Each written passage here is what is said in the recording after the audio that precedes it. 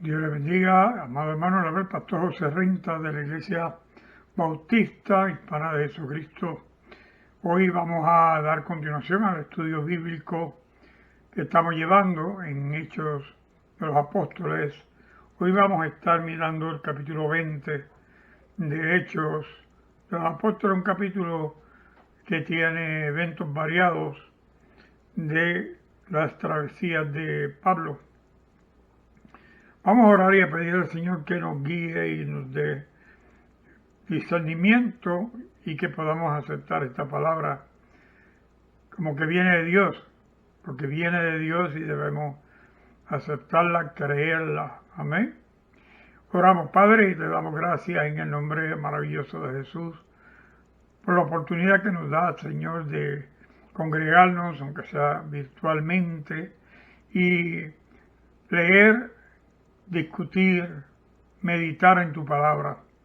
Permite que el Espíritu Santo nos dé conocimiento y que podamos recibir el conocimiento para hacer esta palabra parte de nuestra vida y compartirla con aquellos, Señor, que tú pones en nuestro camino para difundir el mensaje.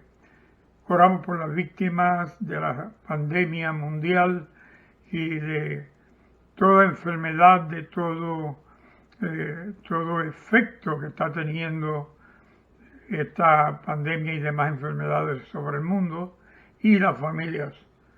Oramos porque tú hagas provisión donde hay hambre, donde hay desnudez, donde no hay una cobija, que tú proveas, Señor, albergue y refugio a todo el necesitado.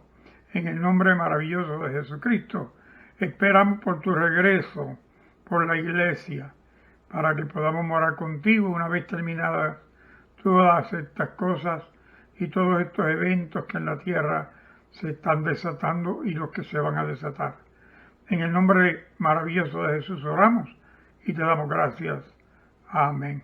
Bien, hermanos, en el capítulo 20 de Hechos de los Apóstoles se nos habla que después de aquel alboroto que hubo en Éfeso, donde por causa del mensaje predicado en el área del templo de Diana, los artífices, entre ellos uno llamado Demetrio, que hacían imágenes, las vendían estatuillas, estampillas, más bien estatuillas del templo, y vivían de eso. Dice que hacían gran riqueza, y Demetrio organizó una revuelta en contra de lo que hablaban la palabra del Señor, y vino un escriba sabio y los llamó a orden y le dijo que ellos podían ser sancionados por disensión por el gobierno de Éfeso, porque él no tenía ninguna prueba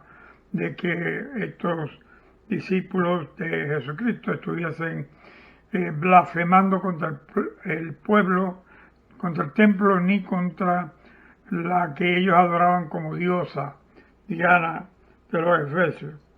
Así que, a fin de cuentas, él los despide, la gente se tranquiliza pensando que ellos podían ser juzgados por el gobierno y dejan ir a estos discípulos.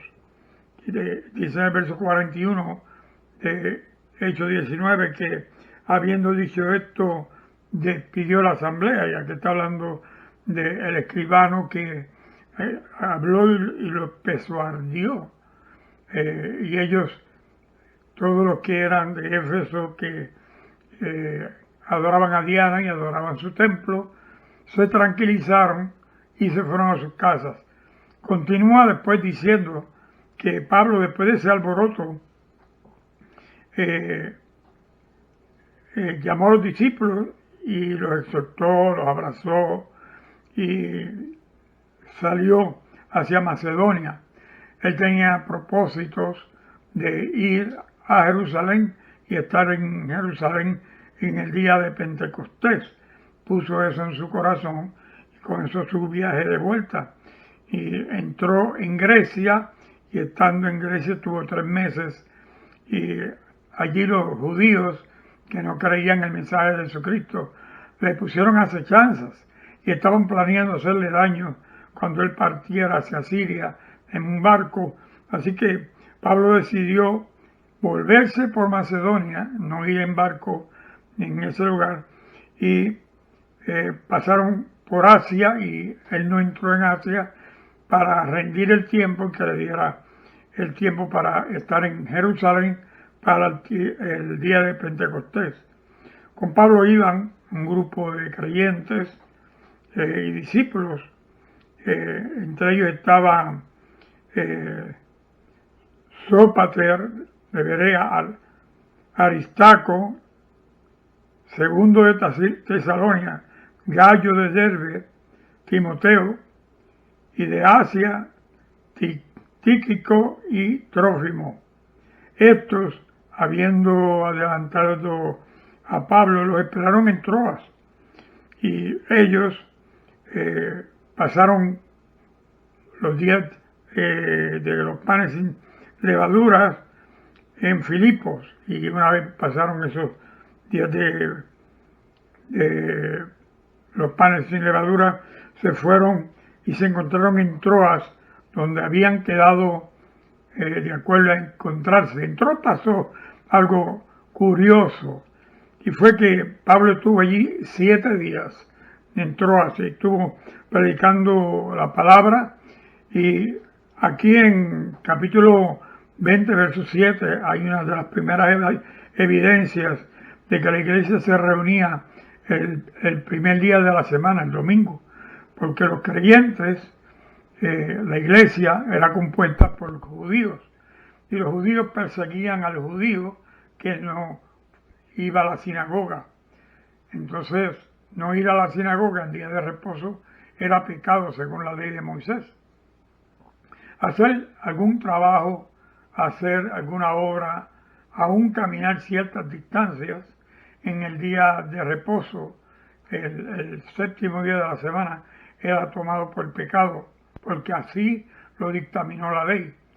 Así que el creyente en Jesucristo se reunía en la sinagoga el sábado, el séptimo día, pero el primer día de la semana entonces se reunían, tenían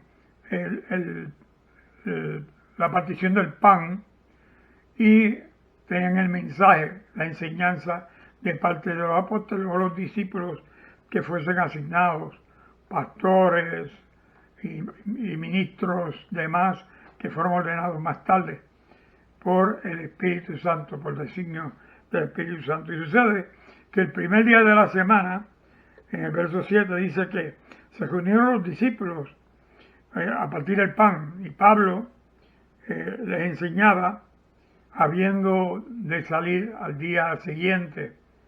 O sea que Pablo iba a salir lunes, domingo se reúnen, y Pablo empezó a hablar y a disertar en una casa. Era una casa de 3 niveles, de 3 pisos, según lo que nos dice la Escritura, y había muchas lámparas porque se alargó el mensaje de Pablo y predicó hasta la medianoche. Y uno de los que fue con él, que se llamaba Eutico, estaba sentado en la ventana, y como Pablo hablaba tan largo y extendió el mensaje, él entró en un profundo sueño. Eutico se cayó de la ventana por el sueño en el cual entró, y cayó al primer piso, donde bajaron y lo encontraron muerto. Pablo se acostó sobre él y se levantó y dijo: no se preocupen, que él vive, está vivo. Así que Pablo empezó otra vez a predicar. Subieron otra vez al aposento y predicó largamente hasta la mañana. Y al salir el alba, entonces Pablo salió de la casa, y con él iba el joven vivo, el joven aquel que había caído, Eutico, que había caído de la ventana del 3er piso, y fueron grandemente consolados los discípulos y todos los que estaban presentes, que lo vieron caer muerto desde el 3er piso. Y este es un milagro de resurrección que vemos que sucede, pero este milagro tiene algo en particular y es que sucede el primer día de la semana cuando se reunían a partir el pan y a recibir mensaje de la palabra de Jesucristo, el mensaje de la palabra de Dios. Así que desde Troas van entonces a ir a Mileto, y Pablo había determinado irse caminando, mandó a los demás discípulos que se fueran en barco y convinieron encontrarse más adelante en otro puerto, porque a Pablo no se olvide que andaban buscándolo para matarlo, y los judíos estaban buscando la ocasión de cómo hacerle daño, y el Espíritu estaba guiando a Pablo, preservándolo, porque la muerte de Pablo tenía que ser de una manera diferente.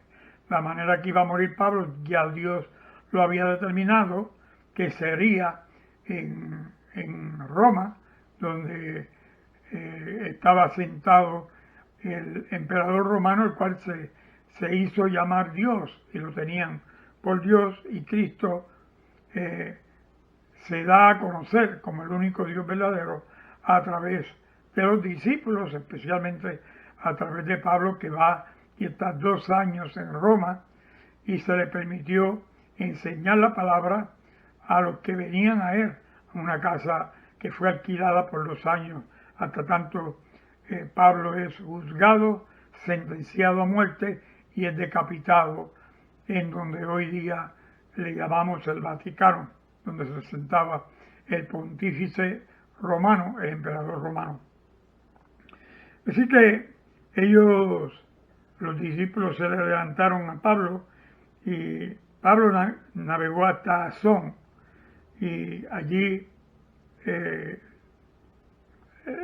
los discípulos navegaron hasta Asón, y en Asón hicieron puerto y recogieron a Pablo, y Pablo se reunió con ellos y fueron hasta Mitilene, y navegando de allí llegaron a Oquío, y al otro día tomaron puerto en Samos y hicieron escala en Trogilio. Al día siguiente llegaron a Mileto, porque Pablo se había propuesto, lo habíamos dicho anteriormente, desde Éfeso, para no detenerse en Asia, pues se apresuraba para ir el día de Pentecostés, estar en Jerusalén si era posible. Así que Pablo, entre tanto, estuvo en Mileto, llamó a los ancianos de la iglesia y les hizo caer en cuenta de que mientras él estuvo en medio de ellos, anduvo predicando la palabra, enseñando el mensaje y las enseñanzas de Jesucristo, y que él se preocupaba por la salvación de ellos, sobre todo preocupándose porque no se desviasen del mensaje que había sido dado por el Espíritu Santo. Así que él entró a todas las ciudades que estuvieron en el camino, consolándolos, predicando, y en este caso, cuando está con ellos, Pablo le dijo que él había renunciado a todo, que él se había entregado en manos de Jesucristo con tal de que ellos recibiesen el mensaje de la palabra de Dios. En el verso 29 dice, pues yo sé que después de mi partida entrarán en medio de vosotros lobos rapaces que no perdonarán al rebaño, y de vosotros mismos se levantarán hombres que hablen cosas perversas para arrastrar tras sí a los discípulos. Y Pablo les advierte y les dice, miren, hasta el momento voy de camino a Jerusalén y no sé qué va a suceder cuando llegue allá.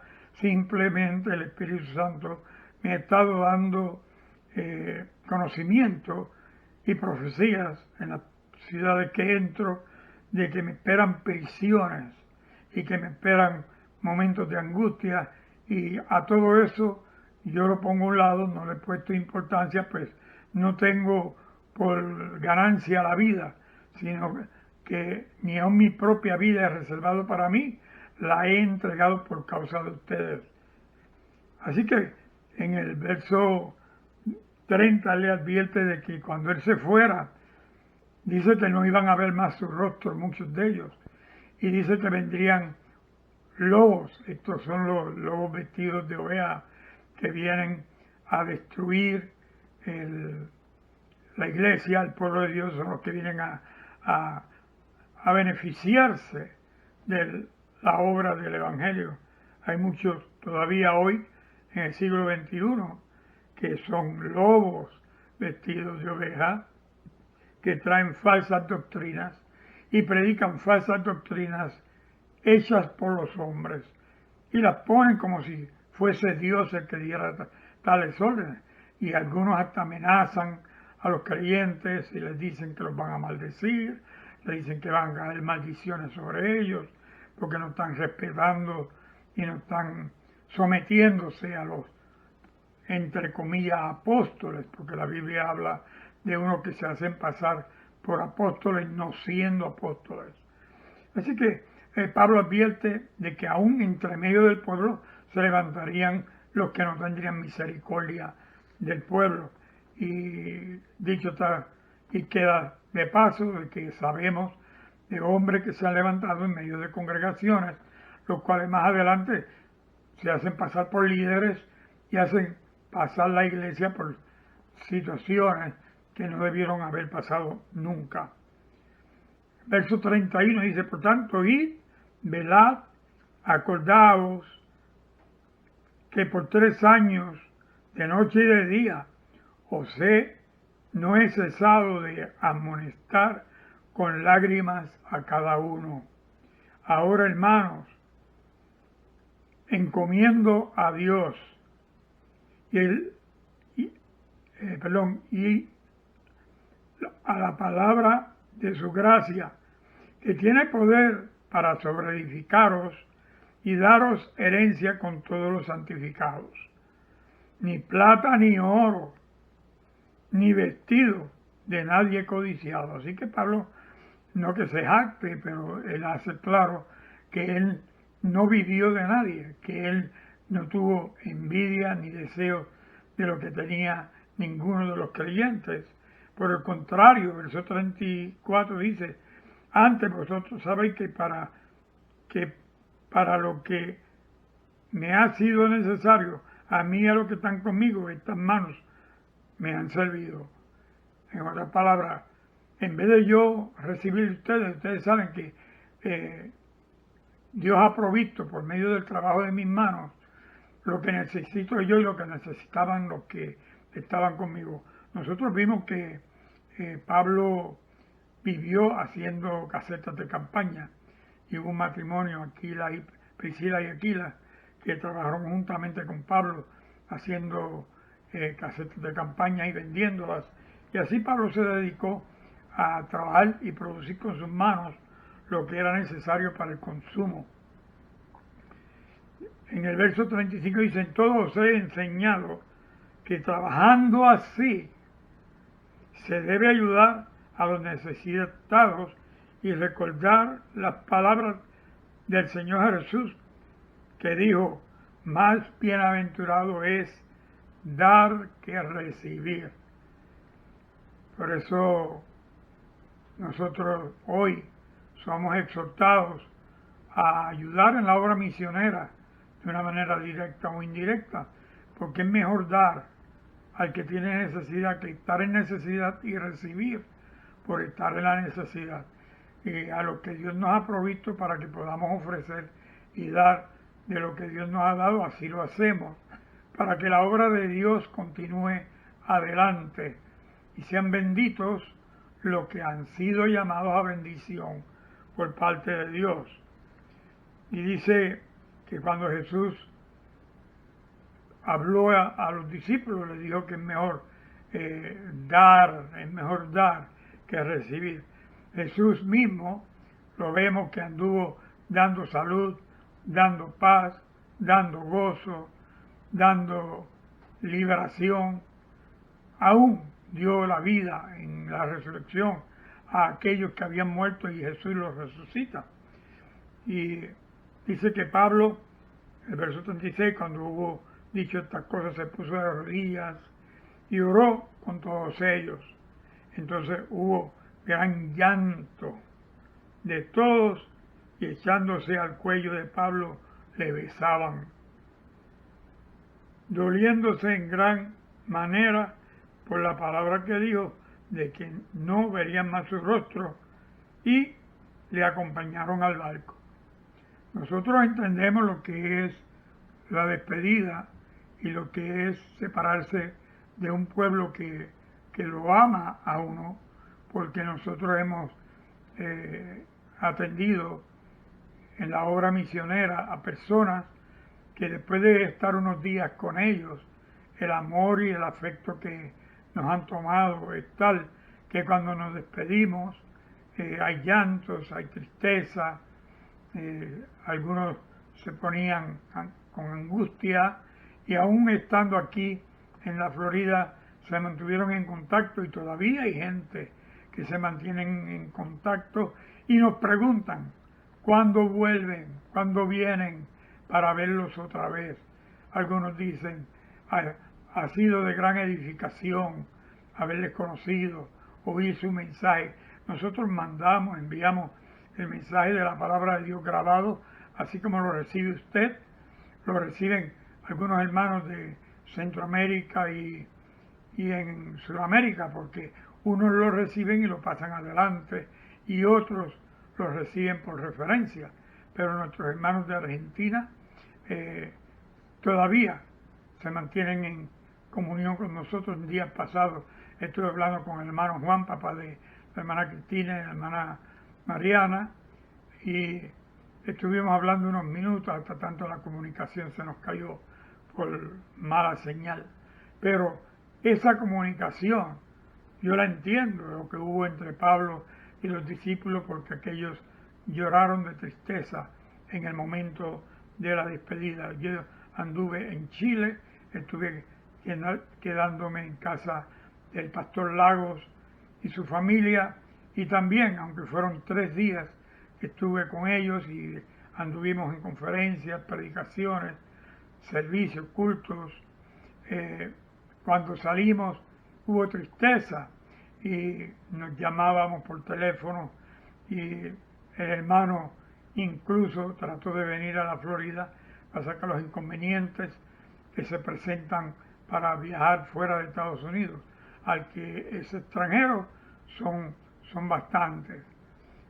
El hermano Julio Aranda, con quien tuvimos comunión por unos cuantos años, también sentía gran aprecio, y aunque en algunas cosas no estábamos de acuerdo con respecto a la doctrina, nosotros predicamos estrictamente lo que está en la Biblia, y en Sudamérica y en muchos lugares mezcla de lo que es el Evangelio y las tradiciones locales. Y nosotros hemos sido enfáticos en predicar la palabra como está escrita. Por eso nuestro tema es que esta es una iglesia que predica la Biblia como está escrita.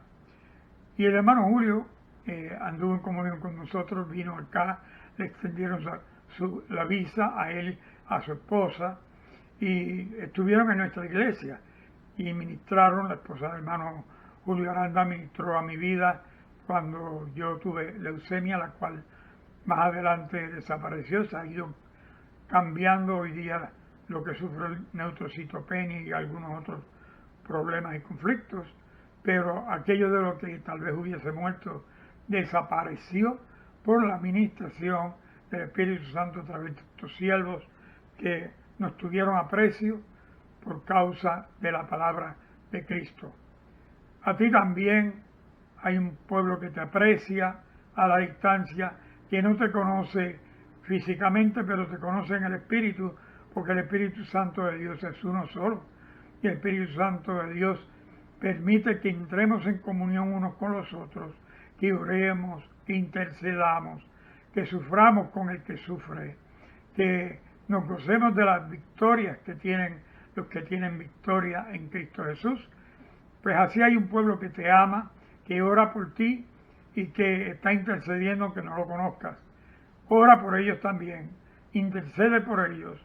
No te olvides nunca de la iglesia de Cristo que está dispersa en el mundo entero y permite que el Espíritu Santo de Dios te use como instrumento con ese propósito.